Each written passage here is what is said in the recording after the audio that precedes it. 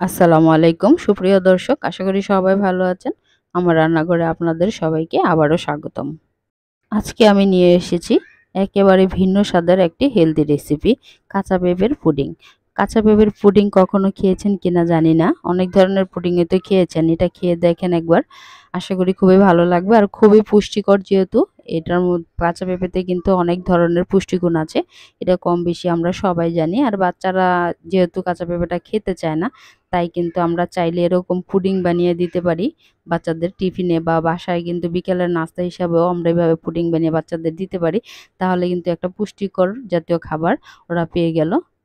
যাই হোক, এখন মূল রেসিপিতে আমি চলে আসি। তার জন্য আমি এখানে একটা হাফ কেজির পেঁপে নিয়েছিলাম। হাফ কেজির পেঁপে থেকে আমি অর্ধেকটা এখানে নিয়েছি। প্রথমে আমি খোসাটা ছাড়িয়ে নিচ্ছি। খোসাটা ছাড়িয়ে তারপরে টুকরো করে নেব। এই কাঁচা পেঁপের কিন্তু অনেক গুণাবলী। এর মধ্যে সবচাইতে গুরুত্বপূর্ণ গুণ হচ্ছে ওর ভিতরে কিন্তু খনিজ পদার্থে ভরপুর। তার জন্য দৃষ্টিশক্তি কিন্তু বাড়াতে সাহায্য করে। হজম শক্তিতেও অনেক সহায়তা করে এই কাঁচা পেঁপে। তাই আপনারা চাইলে কিন্তু এই কাঁচা পেঁপে দিয়ে এমনি রান্না করলে, যেহেতু বাচ্চারা খেতে চায় না, তাই আপনারা এরকম ডেজার্ট আইটেম বানিয়ে কিন্তু বাচ্চাদের খেতে দিতে পারেন। যাই হোক, এখন আমি কাঁচা পেঁপেগুলো এরকম ছোট ছোট টুকরো করে নিয়ে তারপরে একটা বাটিতে উঠিয়ে নিলাম। নিয়ে তারপরে পানি দিয়ে এটাকে ভালোভাবে ধুয়ে নিচ্ছি। আর যদি পারেন ৫ মিনিট এটাকে একটু রেখে দিবেন, তাহলে পেঁপের যে কষ্ট আছে সেটা বেরিয়ে যাবে। আমি এই কাঁচা পেঁপেটাকে অল্প পরিমাণে পানি আর সামান্য লবণ দিয়ে একটু সিদ্ধ করে নিয়েছি। সামান্য সিদ্ধ করলে হবে, বেশি সিদ্ধ করার এখানে কোনো প্রয়োজন নেই। তারপরে এখানে একটা ব্লেন্ডারের জার নিয়ে নিলাম। ব্লেন্ডারের জারে আমি যে পেঁপেগুলো সিদ্ধ করে রেখেছি সেগুলো দিয়ে দিচ্ছি। তারপরে আমি এখানে ৪টা ডিম দিয়ে দিলাম। আপনারা চাইলে কিন্তু এই ডিমটা হ্যান্ড ওয়াশের মাধ্যমেও ফেটিয়ে নিতে পারেন। আমি একেবারে দিয়ে দিলাম। তারপরে এখানে দিয়ে দিলাম লিকুইড দুধ। দিয়ে আমি লিকুইড দুধটা আগে থেকে জাল দিয়ে রেখেছিলাম, আর চিনি দিয়ে একেবারে আমি জাল দিয়েছিলাম। যার যতটুকু মিষ্টির দরকার সে ততটুকু মিষ্টি দিয়ে দুধটা জাল করে নেবেন। আমি সব উপকরণগুলো ব্লেন্ড করে নিয়েছি। তারপরে একটা কেকের মোল্ড নিয়ে নিলাম। সেখানে আমি ক্যারামেলটা দিয়ে দিচ্ছি। আমি এখানে ক্যারামেলটা করেছি মূলত একটু ফুড কালার দিয়ে করেছি।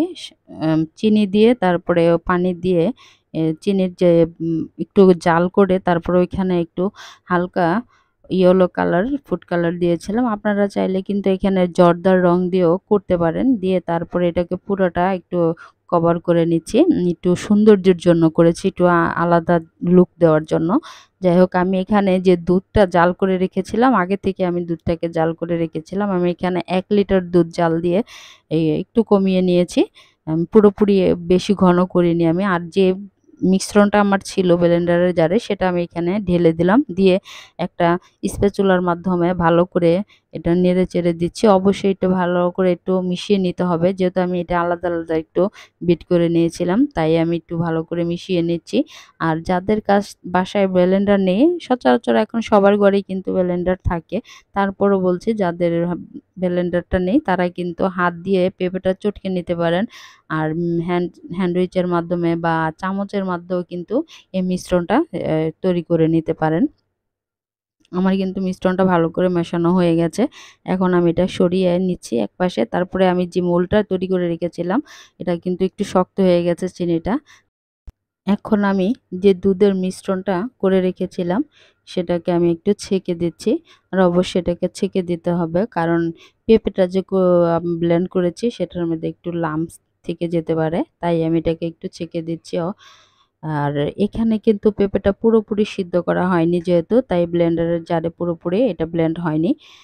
যাই হোক, এখন আমি এটা পুরোটা ঢেলে দিলাম। দিয়ে আমি একপাশে সরিয়ে নিচ্ছি। তারপরে আমি এটাকে যেটাতে বসাবো আমি সেটা কিভাবে বসিয়েছি সেটা দেখাচ্ছি। এখানে আমি একটা সিলভারের হাঁড়ি নিয়েছিলাম। তারপরে তার উপরে একটা স্ট্যানার বসিয়ে দিয়েছিলাম। আর পাশে গরম পানি আমি আগে থেকে করে রেখেছিলাম। তারপরে যে বাটিটা সেটা বসিয়ে দিলাম। দিয়ে এই বাটিটাকে ভালোভাবে ডেকে দিতে হবে। আর পাতিলটাকেও কিন্তু অবশ্যই ডেকে দিতে হবে, যাতে ভাপটা বেরিয়ে না যায়। ভাপটা বেরিয়ে গেলে কিন্তু পুডিং জমতে চাইবে না সহজে। এই পুডিংটা জমতে আমার ১ ঘন্টা ৩০ মিনিটের মতো সময় লেগেছিল। তারপরে আমি ফ্রিজে রেখে দিয়েছিলাম। আর অবশ্যই কিন্তু এটা ফ্রিজে রাখতে হবে। তাহলে ঠান্ডা ঠান্ডা খেতে খুবই ভালো লাগবে। এটা হচ্ছে আমার পুডিং এর ফাইনাল লুক। আমি এটাকে একটু ঢেলে দেখাচ্ছি। এটা কেমন হয়েছে আপনাদেরকে ঢেলে দেখাচ্ছে। যাই হোক, আমার এই ভিডিওটি যদি আপনাদের কাছে ভালো লেগে থাকে তাহলে আমার ভিডিওতে লাইক কমেন্ট শেয়ার করবেন। আর যদি আপনারা কেউ নতুন হয়ে থাকেন তাহলে আমার চ্যানেলটি সাবস্ক্রাইব করে বেল আইকনের অলে প্রেস করলে নতুন ভিডিও আপলোড দিলে পেয়ে যাবেন। আজ এ পর্যন্তই, আবারও নতুন আরেকটি ভিডিও নিয়ে আপনাদের সাথে শেয়ার করতে চলে আসবো। সে পর্যন্ত ভালো থাকবেন, সুস্থ থাকবেন সবাই। আসসালামু আলাইকুম, আল্লাহ হাফেজ।